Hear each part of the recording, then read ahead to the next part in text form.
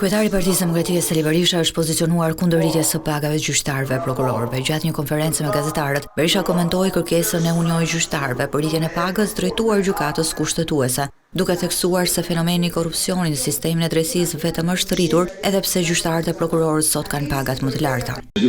Prokurorët e gjykatës Shqipëri, po prokurorët paguhen më shumë se çdo gjykatë dhe prokuror në të gjithë gadishull e Ballkanit dhe baras për disa vende të Europës.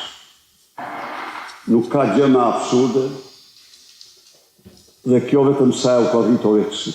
Sipas Berishës, korrupsioni në sistemin e drejtësisë është në nivelin më të lartë se asnjëherë më parë.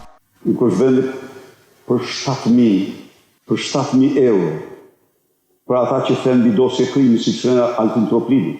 Berisha shfrytëzoi konferencën me gazetarët për të rikthyer akuzat ndaj ish-presidentit Bamir Topi e ish-nënkryetarit të Këshillit të Lartë të Drejtësisë Kreshnik Spahiu si njerëzit që u morën para gjyqtarëve për transferimet në detyrë. Ky çakalli që del çdo natë dhe flet nga shallvaret apo nga Berlini thot, bashkë me bosin e tij, Komisioni Evropian me një raport investigativ i akuzon e zezë në raport se këta mirën 150.000 euro për një transferim, 200 dhe 300.000 euro për një emërim në Tiranë. Sipas Berishës, pagat në sistemin e drejtësisë duhet të jenë në proporcion me pagat e funksionarëve të tjerë publik.